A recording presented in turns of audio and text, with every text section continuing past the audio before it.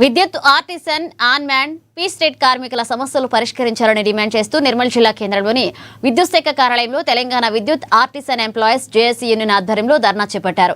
అర్హత ఉన్న కార్మికులకు కన్వర్షన్ అందజేసి ఏపీ ఎస్బీబీ రూల్స్ ను వర్తింపచేయాలని యూనియన్ అధ్యక్ష ప్రధాన కార్యదర్శులు సైదురాజు నిరంజన్ డిమాండ్ చేశారు. ఆన్మ్యాన్ కార్మికులు ఆర్టిజన్స్ గా గుర్తించి జీవో నంబర్ 11 ప్రకారం హమాలీలకు జీతాలు చెల్లించాలన్నారు. తమ న్యాయబద్ధమైన డిమాండ్లను తక్షణమే పరిష్కరించాలని, లేదంటే ధర్నా కార్యక్రమాన్ని మరింత ఉధృతం చేస్తామని హెచ్చరించారు.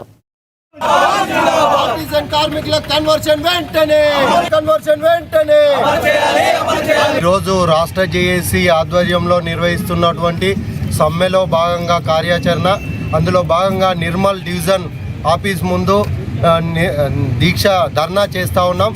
ఈ ధర్నా ముఖ్య ఉద్దేశం విద్యుత్ సంస్థలలో పనిచేస్తున్నటువంటి ఆర్టిజన్ ఉద్యోగులను విద్యా అర్హతను బట్టి కన్వర్షన్ చేయాలని, అదేవిధంగా అండ్ వర్కర్స్ను ఈ విద్యుత్ సంస్థలలో విలీనం చేసుకోవాలని, పీస్ రేట్ కార్మికులను 11 జీవో ప్రకారం కనీస వేతనం అమలు చేయాలన్న డిమాండ్స్ తోటి ఈ ధర్నా కార్యక్రమాలు చేస్తూ ఉన్నాం. రాబో రోజుల్లో ఈ సమస్యలు కనుక పరిష్కరించకుంటే, యాజమాన్యం ప్రభుత్వం కనుక స్పందించి పరిష్కరించకుంటే 8వ తారీఖు ఉదయం 9 గంటల నుంచి నిరవధిక సమ్మెలోకి కూడా వెళ్తామని ఈ సందర్భంగా తెలియజేస్తూ ఉన్నాం. ఈ కోరికలు అనేటివి గొంతమ్మ కోరికలు కాదు.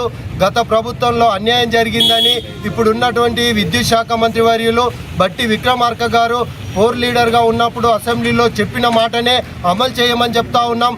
అదేవిధంగా ముఖ్యమంత్రి వర్యులు పీసీసీ అధ్యక్షునిగా ఉన్నప్పుడు మెమోరాండం ఇస్తే మీ విద్యుత్ సంస్థలలో ఉన్నటువంటి కార్మికుల సమస్యలన్నీ కూడా మాకు తెలుసు, మా ప్రభుత్వం రాగానే మీ సమస్యలన్నీ పరిష్కరిస్తామని చెప్పడం జరిగింది. ఆ మాట ప్రకారం ఈ విద్యుత్ సంస్థలలో పనిచేస్తున్నటువంటి కార్మికుల సమస్యలను వెంటనే పరిష్కరించాలి. ఒకే సంస్థ ఒకే సర్వీస్ రూల్స్, ఏపీఎస్సీబీ సర్వీస్ రూల్స్ను అమలు చేయాలి, కార్మికులందరికీ మేలు చేయాలని కోరుతా ఉన్నాం. కానీ ప్రభుత్వం స్పందించడం లేదు, యాజమాన్యం స్పందించడం లేదు. కాబట్టి తప్పనిసరి అయ్యి ప్రభుత్వానికి వ్యతిరేకంగా కాదు, కానీ కార్మికుల సమస్యలు పరిష్కారం చేసుకోవాలంటే ఉద్యమం చేయక తప్పదు. కాబట్టి తప్పనిసరి అయ్యి ఈరోజు ఈ నిరసన కార్యక్రమాలు చేస్తున్నాం. ఈరోజు